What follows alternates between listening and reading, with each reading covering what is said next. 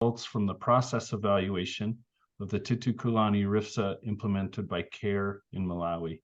We did want to just make a note that just for capturing notes purposes, we are going to be recording today's event. It will not be shared widely. It will be for IMPEL and BHA purposes only, but we did just want to let you all know. So today's presentation will be led by Innovations for Poverty Action and builds on IPA's extensive experience in designing and conducting evaluations of BHA-funded food security activities, including ongoing evaluations under IMPEL. My name is Tom Spangler, and I work for Save the Children as Activity Director for the IMPEL Associate Award. And I'll ask Karina to paste a link in the chat box to a 2-page brief that provides a bit more detailed information on our activities. So most of you will know that the overall purpose of IMPEL is to conduct both performance and impact evaluations and facilitate knowledge sharing to improve the design and implementation of resilience food security activities, or RIFSAs. Today's presentation will be given by Lasse Brun and Isao Banda from IPA. They'll be giving an overview of the Titukulane program and evaluation design, methods used in the process evaluation, and findings on both coverage and quality of key interventions. They'll also respond to any questions you might have about the findings. So again, we thank you for joining us, and with that, I'll pass it off to Lasse to get us started. All right, thanks, Tom. Can you hear me all right? Sure can. Okay, thanks. Yeah, my name is Lasse. I work at Northwestern closely with IPA, part of a team of other academics at various places, and also have our team from IPA in Malawi. Esau, who's here, is going to be presenting findings from the field. Charles in Malawi, Antoine in Uganda, and Matt also in Uganda currently have helped make this happen. You know, normally don't have agendas for presentations, but just wanted to go through that briefly because we're switching around between speakers. So I'm going to talk about briefly about what the program is and what the impact evaluation looks like. Then review what we did for the process evaluation. Then Esso is going to walk us through the highlights from the fieldwork findings. And then I'm going to come back and talk a bunch about program coverage, and then summarize and close with some lessons, our recommendations. Okay, so for the program itself, just briefly, it's a RIFSA led by CARE in Malawi, organized in 3 purposes. There's income generation, improved nutrition, and institutional resilience capacities. We're going to be mostly focusing on the first 2. So target population for the first 2 are poor and vulnerable households. Target population for the second are children under 5, adolescent girls, and women of reproductive age. And the resilience piece is with local government.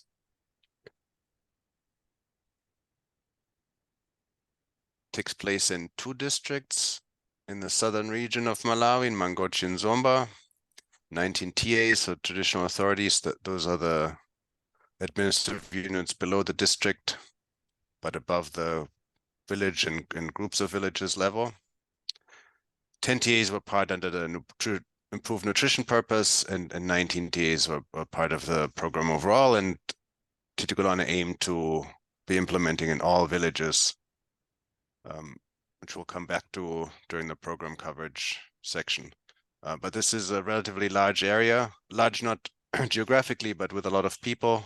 I think it's sort of, I'm thinking of this as sort of 2.5 million people, 3,500 villages. So this is a very large subject population. The main interventions, main here in the sense of expected impact on individual households and share of budget. So overall budget, or a budget maybe per person, per participant.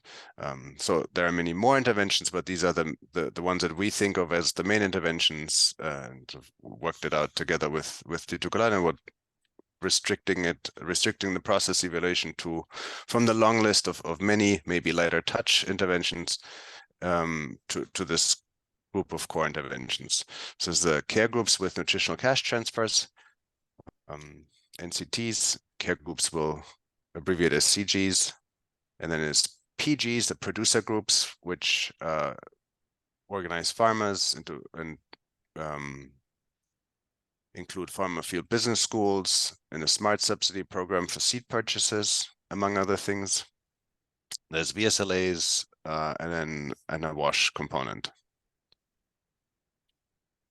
Oh, and then there's separately is a TVET component, which we'll also talk about more. TVET meaning it's a vocational program for youth. Okay, then briefly just on the impact evaluation design to kind of frame the process evaluation findings and the discussion. There's two big components. The first bigger component is a cluster RCT randomized control trial, which I call here all of Titukulane versus nothing.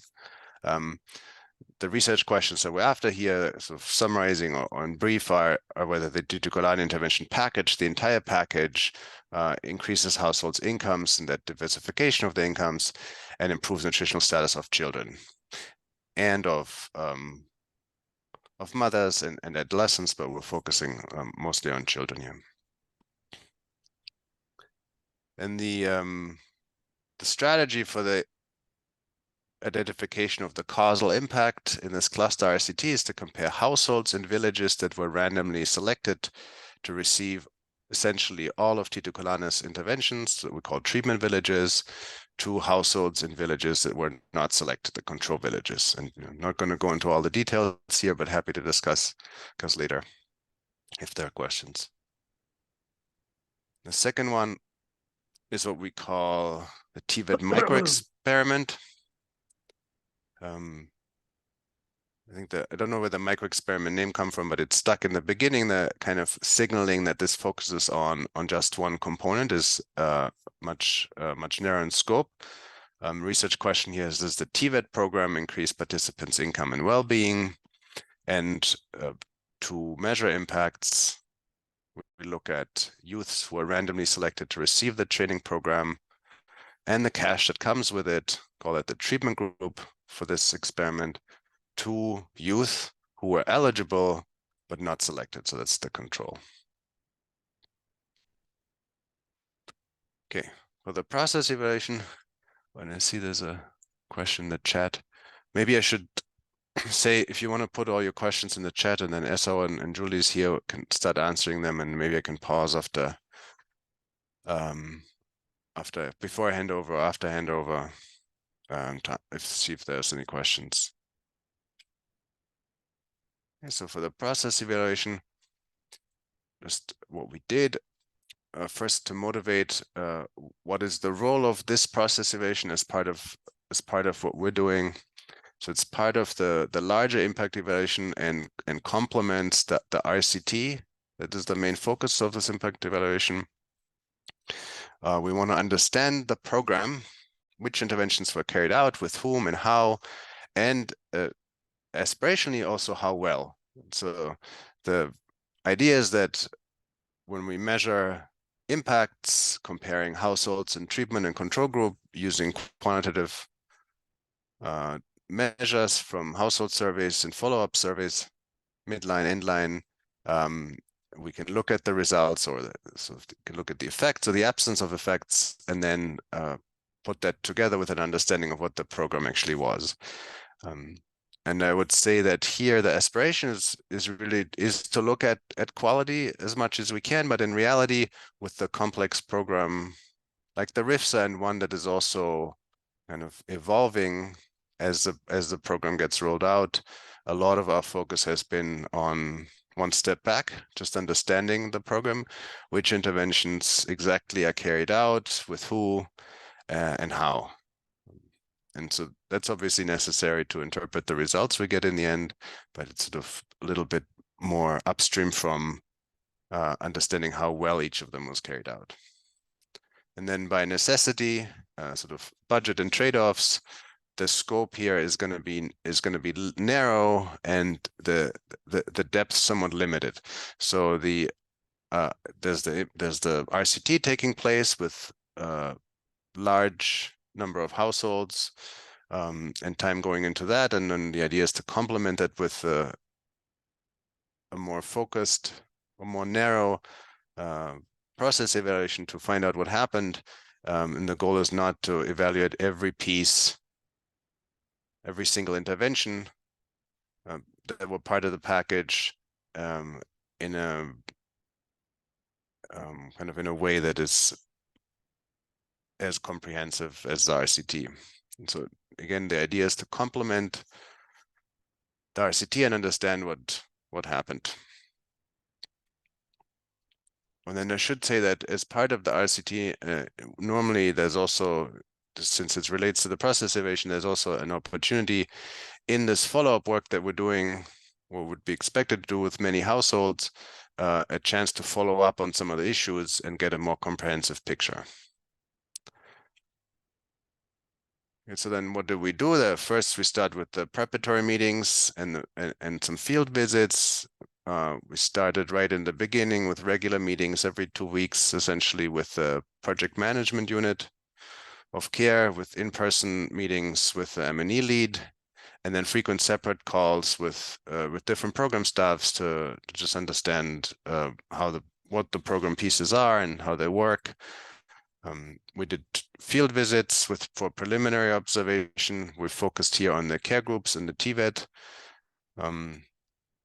The focus comes again from the RCT, which is focused on the care groups and nutritional cash transfers as the biggest intervention in terms of budget and expected impact, and the TVET, since it's the focus of the separate micro experiment. And then since sort of, let's say, 9 months into the program, we also relocated ESO here, project lead in Malawi to Zomba, and had him actually work out of the Titukulane headquarters. And all of that is to, like, the next step of the process evaluation is document review and analysis of the M&E data. So we received lots of data eventually from Titukulane about registration enrollment, the cash transfer receipts, the training materials for all of the main interventions that for at least all of the main interventions that we're going to look at for this process evaluation. And then we analyze the participant data to get a good sense of the geographic coverage and of the depth of the coverage, which I'll talk about in the second half. So that's how many villages were targeted, and in each of the villages that were targeted, how many people were part of it, or what share of the village was part of the interventions. And then we reviewed the SOPs and the training documents, just to understand the program and inform how the process evaluation, the fieldwork part of the process evaluation should look like, what questions to ask, who to visit, and so forth. And then to fit this into the timeline, in blue here, we've got the Titukulane activities at the top, effectively starting at the end of Q4 2021. Prior to that, we did a baseline as part of the RCT with the associated reports. And then the preparatory activities, not always full time, but they basically started right in the beginning of the process evaluation and then went on until we did the data collection. And we had the draft report, and since then we've been incorporating feedback and also managing the other components of the impact evaluation, such as data collection related to the TVET micro experiment, which is not on this on this chart here, but baseline data collection for that happened in 2022, and then some follow-up data collection recently took place, and we're still in the middle of it. So then the fieldwork main components could be summarized as activity spot checks, visiting the actual activities where they take place, or or have taken place, talking to key informants, that's different parties to the implementation, so managers, and then counterparts in the villages, household interviews, and then kind of iterating with the partner and with BHA about the findings. And again, don't want to go into all of the details, but just to give an overview of the actual numbers that were done. Again, here pointing to the explanation, the beginning of the limited scope and depth. But for care groups, we did promoter meetings, spot checks, and interviews, cluster leader meetings, spot checks, interviews, and then care group member interviews. For the producer groups, spot checked some of the farmer field schools, the training sessions, participant interviews. For the TVET, we went to actual participants, visited some trainings, and also talked with the artisans, which are the trainers for the program. We talked to some members of the VSLAs, and then finally, I think this was on request of PHA at the end, visited some of the boreholes associated with the WASH component. And then I'm almost done with my part here, just to describe then the sampling strategy was some combination of random sampling and convenience sampling in the following sense. Given the focus of the RCT on the care groups and households that are eligible or expected to be eligible for the care groups with NCTs, we selected 14 villages where the care groups were taking place. And then within that, targeted 40 care group participants for interviews, ended up doing a few more, but that was the goal. And then those respondents were also asked about other interventions that they participated in, other of the main interventions that were part of the process evaluation. And then separately, within the same areas, IPA visited did the activity spot checks, and then again separately sampled TVET participants and trainings from the micro experiment. Okay, I'm gonna hand over to Esau. I'm still gonna do the slide forwarding, but over to you, Esau. But also, if there's any questions on this setup that I've gone through so far, maybe now is a good time to just clarify. So not long discussions, obviously, but just if anything was totally unclear to someone.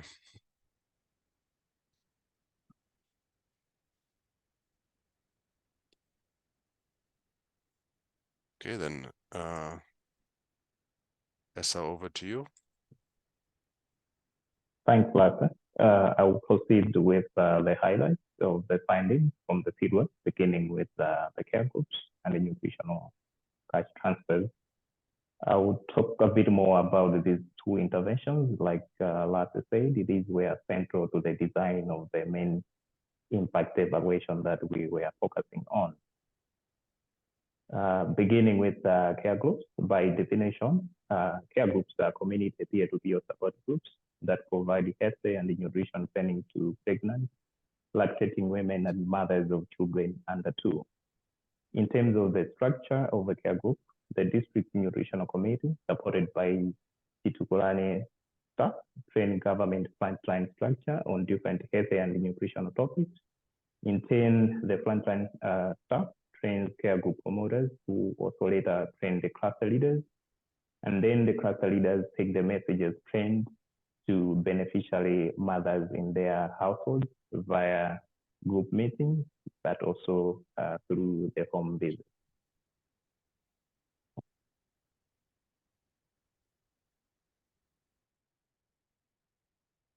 So during the process evaluation, IPA spot-checked different care group-related activities, including the promoter and cluster leader meetings, and also conducted interviews with beneficiary mothers.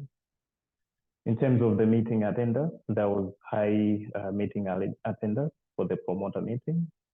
IP also observed a high level of interactions between the cluster leaders and the beneficiary mothers.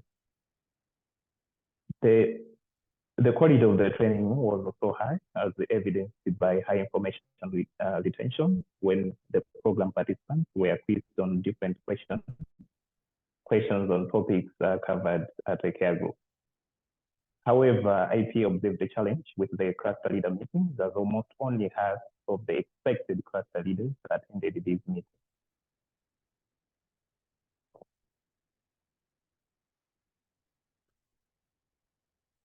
Moving forward to the nutritional cash transfers, in addition to the trainings received at a care group, a subset of vulnerable households received cash transfers to help them buy nutrient-dense food. These are households that are categorized by the Titukulane West ranking as hanging in and stepping up. Those that were eligible received transfers amounting to $18 to $19 on average per month between the months of November 2021 and May 2023. And in 92% of the transfers, only one eligible member of the household received the transfers.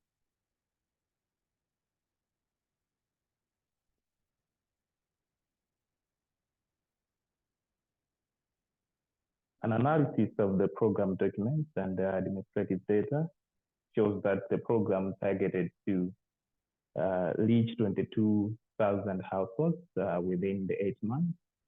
But by May 2023, Titukulane managed to go past this target by reaching out to 25,000 households with an average of 11 transfers per household.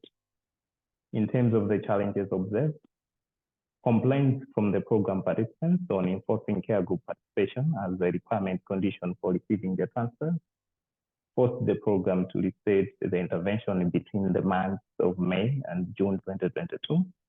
So as you can see in the graph here, there was a declined number of transfers that were made in these 2 months as the program was trying to reset.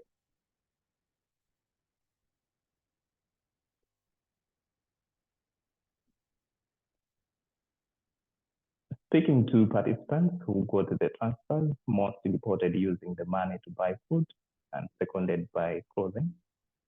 In terms of the eligibility, most but not of those who were surveyed were aware of the eligibility criteria. Only approximately 2/3 reported receiving direct communication from the program on the eligibility criteria.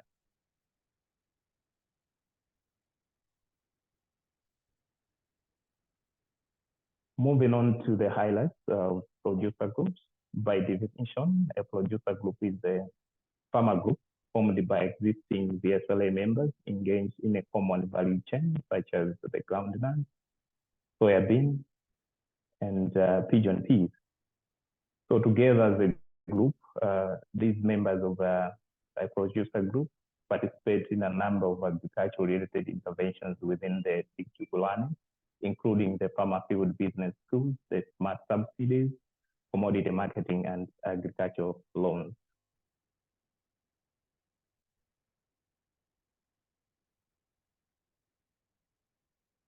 In terms of the challenges we observed with the farmer field business schools, first was the limited intensity, as only 305 demo plots were established for over 22,000 farmers within the catchment area that Titukulane was operating, which translated into more number of farmers per demo plot. And again, there were delays in terms of the implementation as the demo plots were established in the 2022-2023 agriculture season. And in all the areas we went to, only 10% of the surveyed farmers reported meeting at the demo plot, which is not according to the design of the FFBS, as farmers are expected to learn hands-on at the demo plot. And in terms of the quality of the training, to all the 5 places we went to, no trainer brought with them or her a training manual, as we noted that by this time, they were not printed and distributed to the trainers. Okay, so there was a question here. Let me just pause here before I go to the next one from Carl. Weren't a number of the producer groups already in existence? I think this is maybe on the first point here of this slide, that exists members of existing VSLAs are organized into producer groups.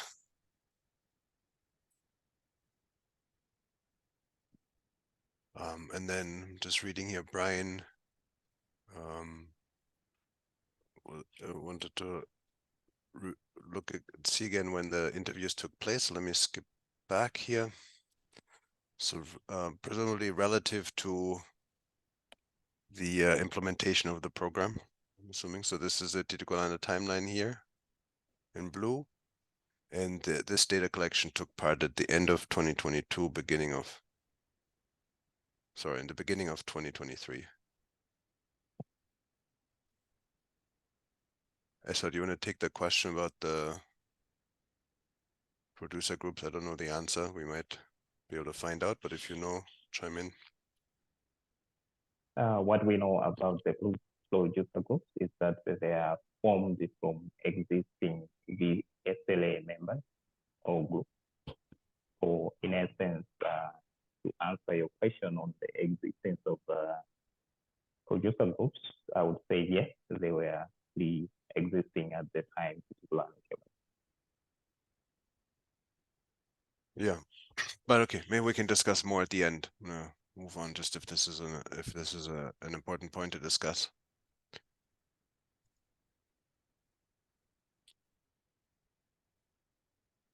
All right, moving on to the smart subsidies and a bit of a background for this intervention. The program subsidized the cost of seeds by 70%. Titukulane had targeted to reach out to 20 farming households. And by the end of the registration process, they registered a surplus of 2,000 more participants.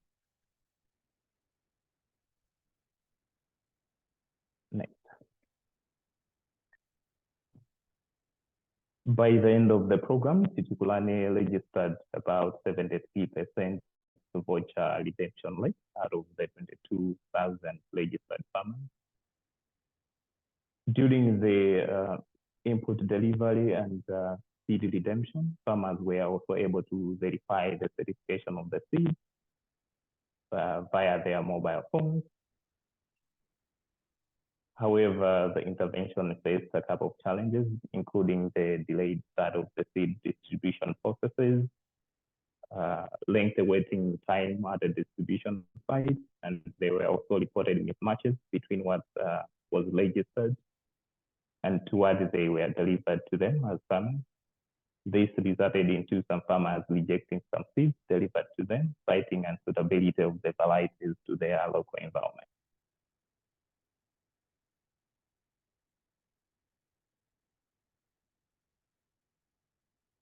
In addition to the FFBS and the smart subsidies, farmers also participated in the market linkages, which were facilitated by the National Smallholder Farmers Association of Malawi.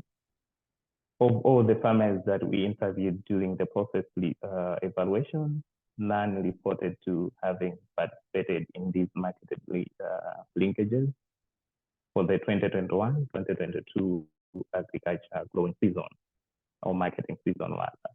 The main reason that I was given was that they did not have it enough for them to sell.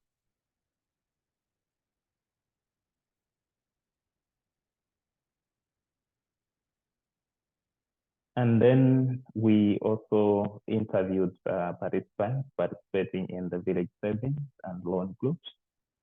And from the interviews and interactions, it showed that these were really active, as all the interview participants reported having received training from the Titukulane on group leadership, income generating activity selection, planning, and management.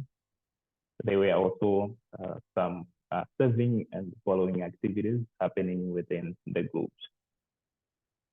However, we noted a challenge with this intervention, as we saw that there was potentially limited room for the intervention to add value, as the program was already working with existing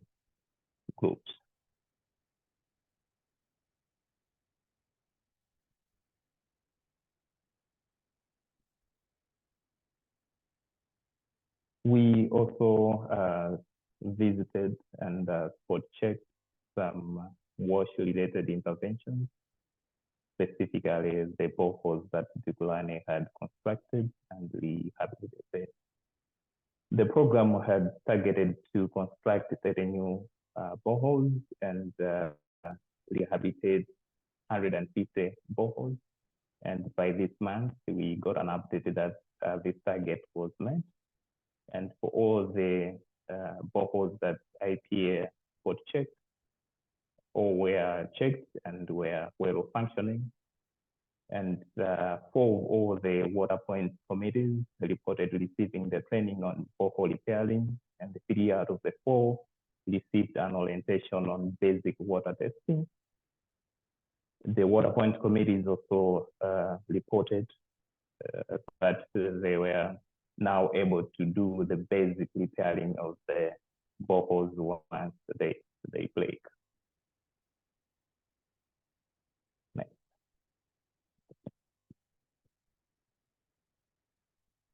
In terms of the challenges, for those that the water point committees that reported to have received an orientation on basic water testing, only 2 were able to conduct the water test themselves.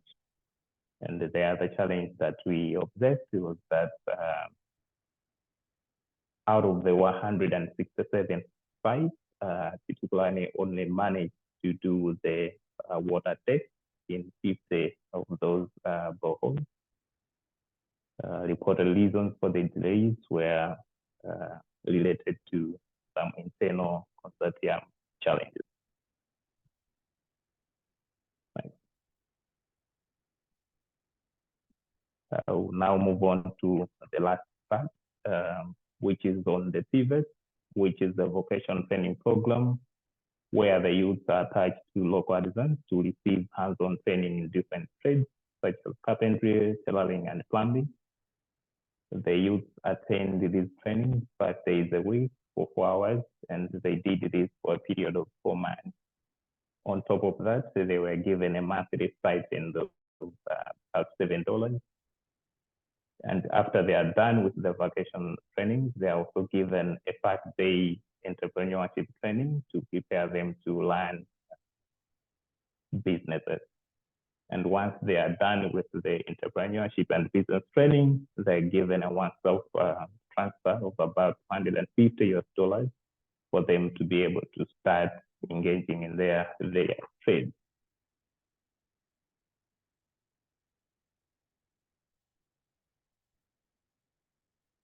In terms of what works with the TVET intervention, interviews with the program participants showed that they were happy with the training that they received, as most reported adherence to the training schedule, and they had enough training materials.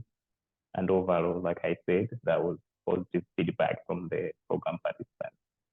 However, there were a number of challenges that we observed. The first one was the delays that the program had in terms of the start date, but also processing the business grants that the youth were supposed to receive by the end of the program. This led to a high participant dropout rate of about 1/3. And again, 40% of the participants mentioned traveling long distances to get to the training centers. And lastly, the artisans expressed frustrations with regards to the payment delay from the program. That's it from here. I hand over to you, Lassen. Okay, thanks so much, Esau. I'm gonna, unless there's something urgent, I'm gonna defer further discussion until the end, so we have enough time, I think, allotted to this. Let me go through now what we call the program coverage. That's looking into so geographically, where the program took place and what share of the villages as a function of whether they were in the program, whether they were in the RCT or not, and whether they were assigned to treatment or control. And just for overview, so the total number of villages targeted by Titukulane is over 3,000. And then as part of the impact and evaluation as part of the cluster RCT, 213 villages are randomly assigned to treatment, which, as a side note, you can see is a relatively small share of the overall program. So kind of not too burdensome, arguably, from the perspective of the implementer. And then separately, we call these other villages where implementation took place or targeted for implementation. We call them non-study villages. So now what we want to review is the intervention coverage rates based on the MIS data that we have from Titukulane and other related administrative data, such as transfer of payments for the nutritional cash transfers. And the goal is to look at the share of villages covered and then the number and share of participants of households per village. And this tells us something about how widely the program was spread and then how deep within a given village the program reached. And we do this separately for treatment control and non-study areas. And the idea is, from the perspective of the RCT, and based on expectations going that were used for the design of the experiment, we would expect kind of all of the treatment villages, so let's say almost all of the treatment villages, to be covered by the program, and then only very few villages in the control group, right? And so then the idea is to compare treatment control and say, this is where the program took place. This is the average outcome of interest for households in the treatment villages, and we compare that to the control villages where the program did not take place.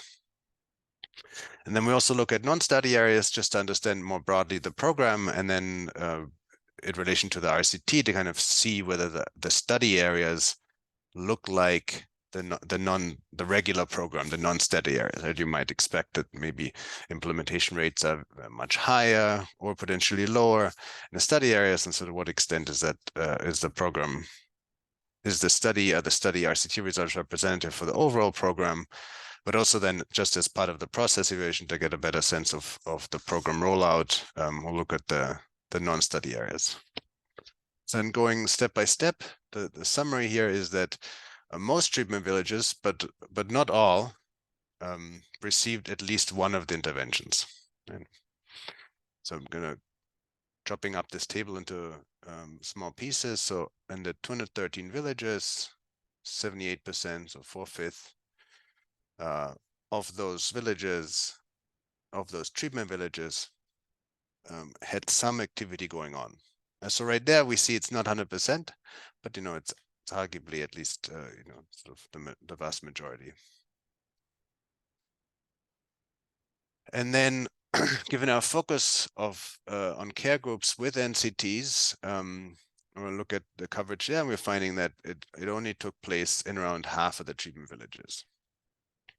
Right, so care groups are these mother groups that include training on feeding and practices and related practices, and NCTs are given out for a subset, as we learned from Esso's part of the presentation.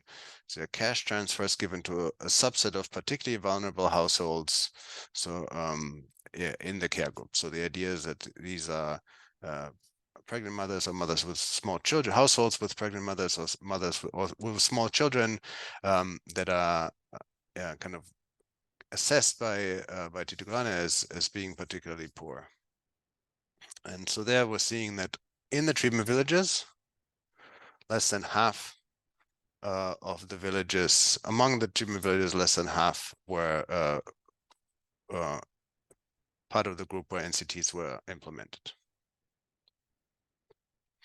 And then similarly or less for other types of interventions, and we also see the depth of the coverage was limited. So let's look at the kind of the full list, not the full list of interventions, but the full list of what we tagged as the main interventions.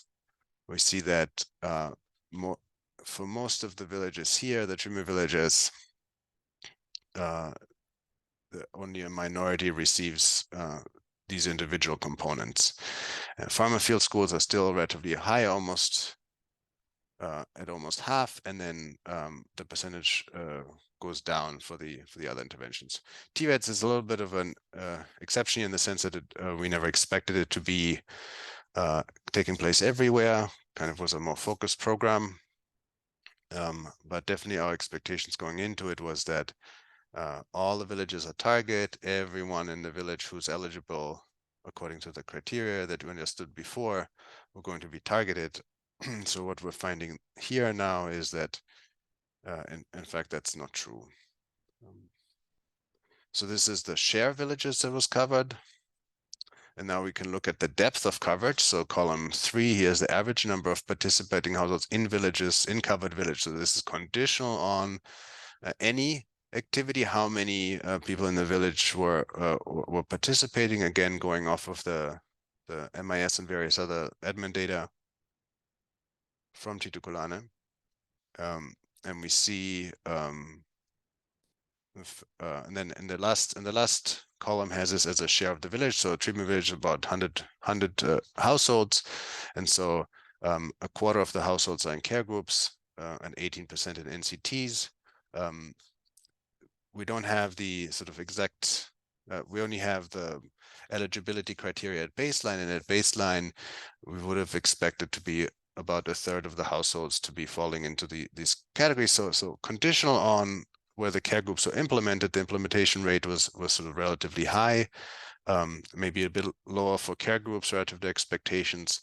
But then we see for other interventions here, we didn't have an exact number of how many people would be part of it, but it's just clear based on this review here that the program is spread thin in the sense that of a given representative household, only 5%, for example, would be in farmer field schools. Right? So it's five households per village. And this is conditional on being in a village where this takes place. So if you take into account that in less than half of the villages took place in the first place, then across the entire sample in treatment households, it's only 2.5% that are in farmer field schools, which from the perspective of a household survey-based impact evaluation makes these interventions here kind of non-existent practically. And so because the typical representative household will not have participated. And we can make a little bit more progress by predicting, potentially by predicting who will be in the program, but since there's a lot of self-selection and the criteria aren't necessarily based on objective criteria, and we can't predict which of the villages were targeted in the first place, we actually tried but didn't make a ton of progress there. Okay, so then the last point here on this one is that we had, I'm looking at the treatment villages that versus the study villages, that we also had some contamination in the control villages, not, let's say, not a major issue, but definitely worth making the comparisons. I motivated in the beginning. The idea is to compare treatment versus control. And the idea is that the treatment group gets treated and the control group doesn't. And so when we see that 36% of control villages had some intervention going on, it's relatively low for the care group and NCTs that we, in some sense, care about most in terms of the impact. And in fact, they're conditional on something taking place. It's only very few households, so there's some incidental contamination. And I think we have further data, Esau can correct me if I'm wrong, but that show that the NCTs here were in fact also stopped relatively quickly. And so this sort of, these are mistakes that were corrected. So this is for the NCTs, and for the care groups, limited kind of from practically negligible contamination. And then for the other interventions here of the list of main intervention, we had a little bit more contamination in the sense that you're comparing farmer field schools, right? So 46% of villages are covered in treatment group, and then it's 22%, so sort of half of the rate at which treatment villages covered, control villages also covered, right? And so this further reduces the wedge that we can then use to estimate impacts, right? But this isn't a huge constraint in the scheme of things in the end, because the coverage is so thin here in the treatment groups that the fact that there was contamination in the control groups doesn't end up mattering for this piece. Okay, and then just to wrap this part up, coverage rates are higher in the non-study areas. So we see higher rates of geographic coverage, at least for some of the interventions. So looking at the care groups, and NCDs are 76% with similar depth of coverage. And then, these in the other interventions here, I would say broadly comparable, maybe slightly higher, but broadly comparable. But the big difference is here in the rollout of the care groups and the NCTs, and it's somewhat tragic in the sense that actually the program in the larger program, which is the vast majority of villages, the coverage rate was looking much better than in the study areas. But I'm also noting that, you know, the program is kind of the expectation going into it, and the design was based on 100% coverage. But at least it looks quite a bit different, and in a good sense, from the treatment areas. We weren't able to fully understand the difference here.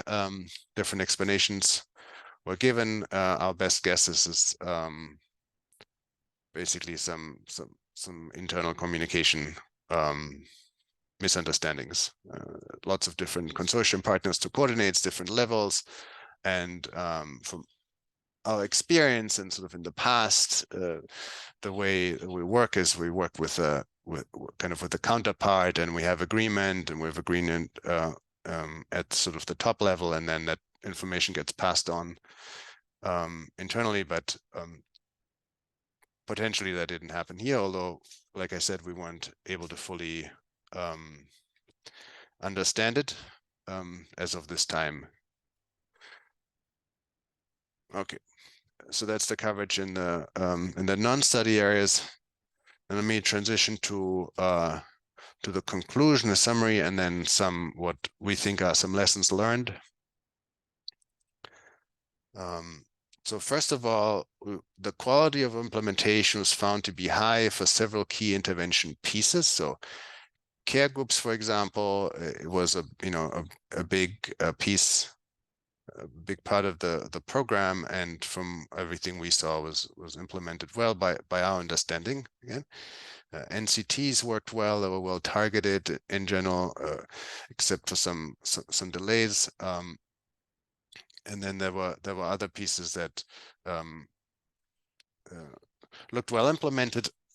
And then on the other hand, as you saw in Esau's part of the presentation, that we were able to find some challenges for the implementers and BHA's consideration.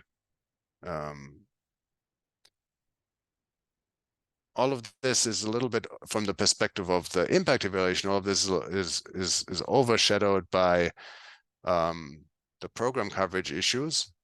The RCT was based on different expectations about the breadth and the depth of the coverage than what actually happened in the program more broadly, and then specifically in the study area. So the limited coverage of the RCT treatment areas with care groups, NCTs, and then worse with the other ones, then means that the study, any study follow-up data collection would not be able to detect impacts, even if they were there in theory, for the households that were part of it, just because on average there are so few of them. And then as a result, the follow-up data collection to measure impacts cannot go ahead. Exception is the micro-experiment that also suffered from dropouts, but had a much more targeted design, and in fact there the data collection follow-up will proceed. We've just completed one part of the first round of follow-up, and as a minor preview, actually a finding that the program actually kind of, at least in the first stages, moved people's behavior in a positive way. Okay, and then to our lessons learned and our recommendations. The first one is that on the evaluator and implementer cooperation, I think we took a little bit time in the beginning for everybody to understand what everybody's roles is, but once it was clear, we actually had felt like we had great cooperation in the sense that Titukulane was absolutely willing to share all of the administrative data and kind of tell us about the program at any point, and then also collaborate on aspects of the IE design. For example, the TVET micro experiment required very close collaboration to make this happen on timeline and in the specific way that it was implemented. And you know, a lot of the insights here that would have been able to get if Titukulane hadn't been so forthcoming with their own data. And in fact, we got plugged into the MIS directly at some point, which again made the data transfer easier too.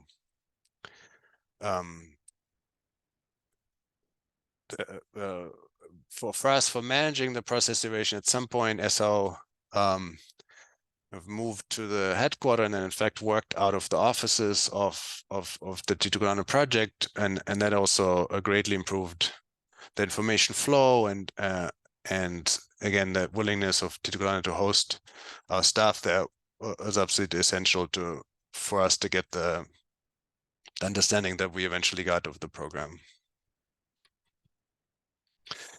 You know, that said, you know, we have these in the end arguably fatal issues about the design fidelity with an insufficient treatment of the treatment villages, and I think that highlights it of two things in our view. Maybe the importance of communication about the RCT design.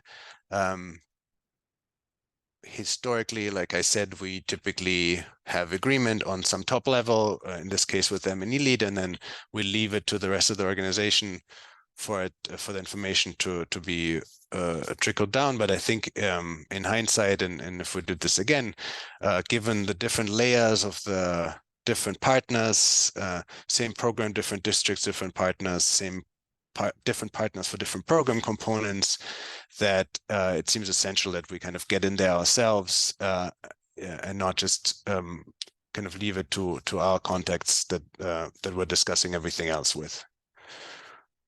Then there's the importance of live tracking the rollout of components. I think there's two parts of it.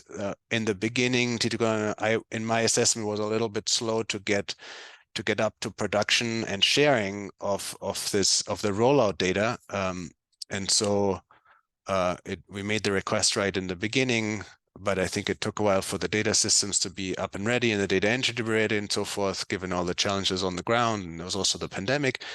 But but that meant that we didn't have the data right away. The insights that we sort of later gleaned from this administrative, we didn't have them as they were happening. And then in part, we also kind of, in hindsight, should have looked at this data earlier. So at some point we got the data, but then we were busy with baseline and the baseline reporting and the iterations on those reports, and then the planning of the process evaluation that we didn't look at it until, like, let's say another couple of months later in practice. And so by the time we had gotten the data and then looked at it, I think we already found ourselves in the situation that the program was supposed to have treated this high share of treatment villages and didn't, and at that point sort of hard to pivot for the program. So there I think the key is that this data is ready from the beginning, expected to be shared from the beginning, and then also it needs to be monitored by the evaluator from the beginning in order to highlight any problems as they happen, and so that there's time to course correct. then this is a more general lesson, appropriateness of the IE design. So it's important to have accurate expectations about the target figures.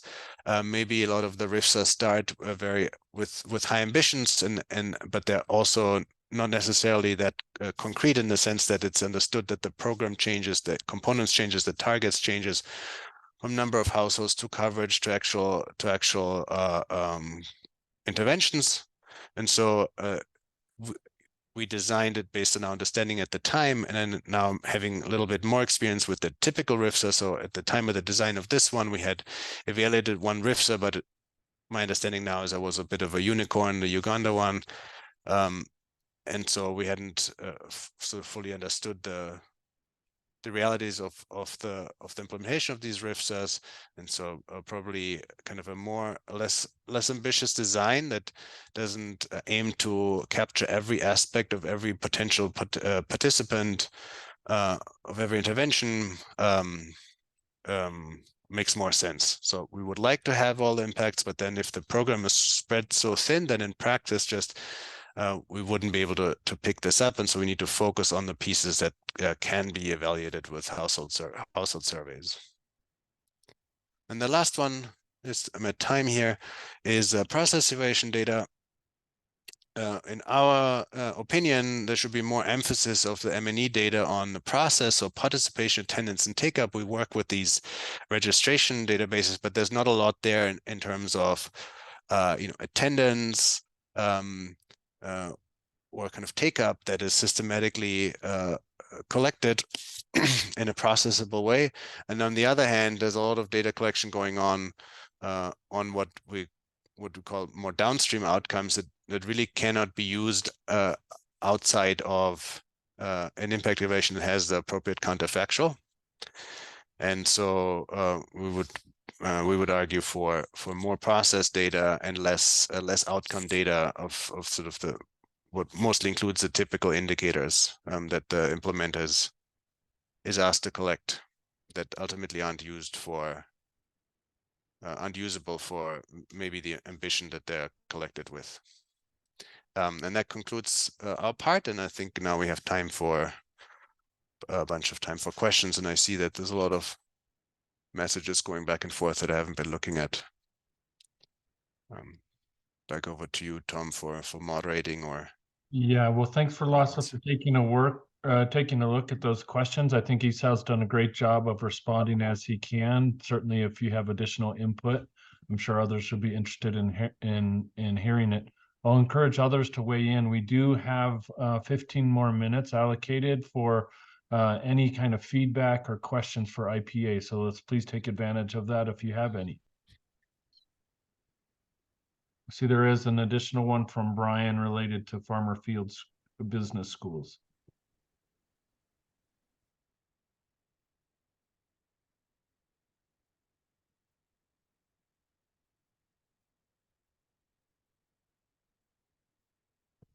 okay, I defer that to Esau, who understands the details of the program much better than me.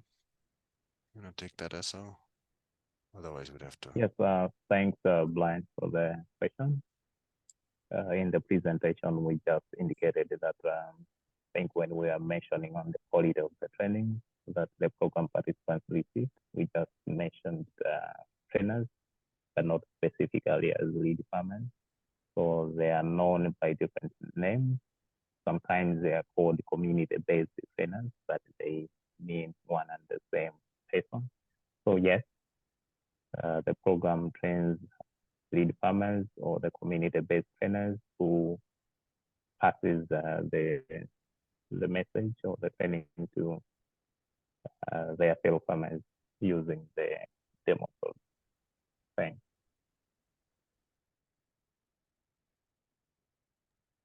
Thank you, Esau. I hope that answers your question, Brian.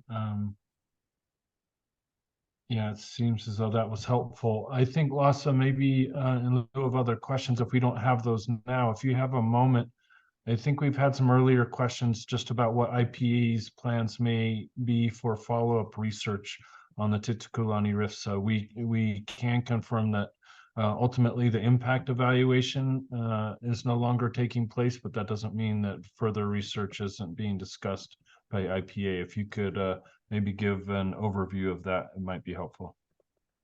Yeah, so there's the two pieces. There was the cluster RCT, which had a kind of a midline and end-line planned, and not currently planning to do follow-up data collection on that because of the issues of effectively not being able to detect impacts that are there, that could be there.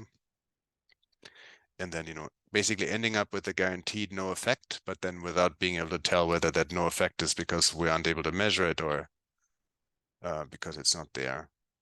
But the second piece was this TVET micro experiment. And there's some questions here in the chat for that one. We're just kind of in the middle of the first round of data collection. It was completed for one district. The second district was delayed with timing of the grants, and so we are delaying our follow-up data collection to have the same relative follow-up period with our interviews. And so we're waiting for that to pass, and then we'll basically have in a couple of months completed the first round of follow-up data collection, and then we've started with the analysis, and like I said, there's already a bit of sign of things eventually. There's some potential for impacts, which wasn't I'm saying that just because it wasn't obvious going into it, because there's a lot of uncertainty from our side based on the M&E data, whether the program, how many of the treatment households actually got the program, how many of the control households got the program. There was a little bit of confusion, but it looks like we do have a wedge between treatment and a wedge that's sort of sufficiently large to at least look at to at least detect impacts on some outcomes. So what we're seeing preliminarily, like just looking at the data from the one district, the smaller one of the two, was that households do indeed change what they engage in, what types of activities they engage in.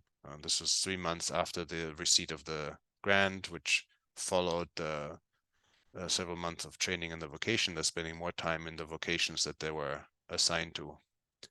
And then what we're planning to do is another follow-up data collection and maybe a year out, and have to look at the persistence of those impacts. This is like 3 months after the end of the program, and it's a little bit of almost a manipulation check.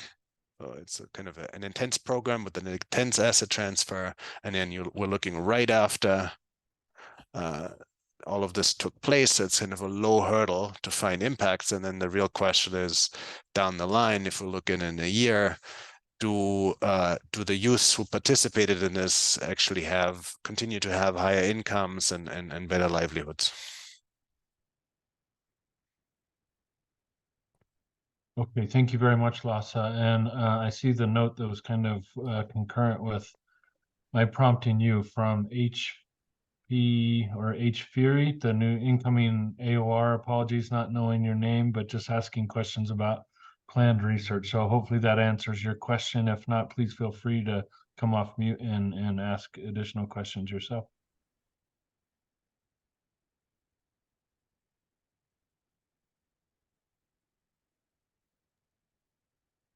Hi. Hello, everybody.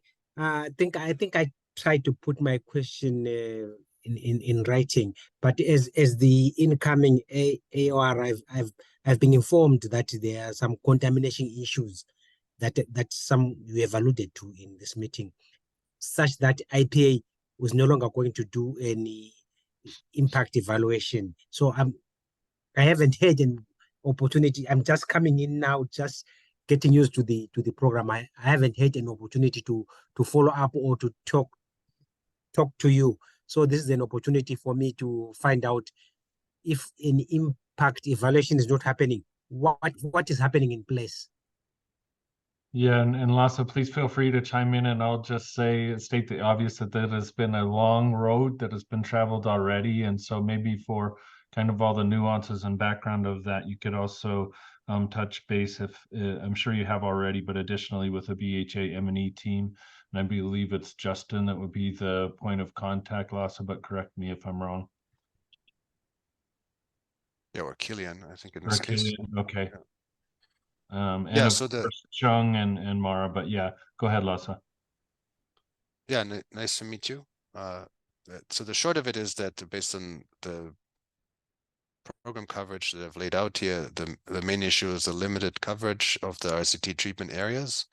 And so that means we're not going to do the follow-up data collection for the cluster RCT. We wouldn't be able to detect impacts of the program.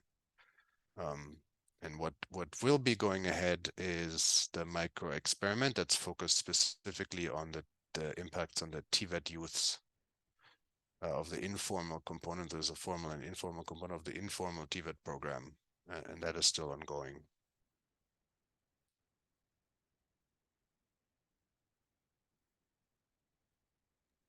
Thank you very much, Lasse. In the time remaining, does anyone else have questions for follow-up for IPA?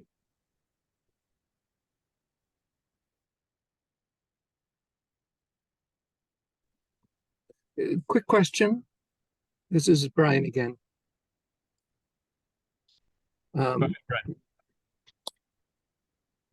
There was, I thought IPA was going to do a limited scope study of the focusing on TVET trainees and grants that they were receiving, the business grants that they were receiving. Am I understanding that that will no longer take place, that limited scope impact evaluation? Over. That will still take place. Thank you very much.